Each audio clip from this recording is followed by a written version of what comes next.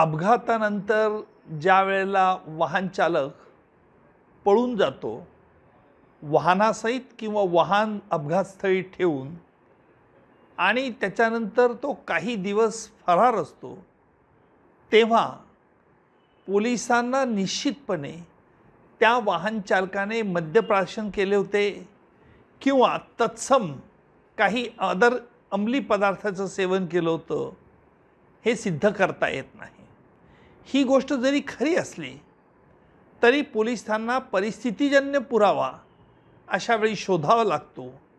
म्हणजेच काय की ज्या ठिकाणाहून हा वाहन चालक निघाला असतो ते ठिकाण कुठले, तेथे कोणाबरोबर होता, काय केलं इत्यादी संदर्भातला पुरावा देखील गोळा करता येतो।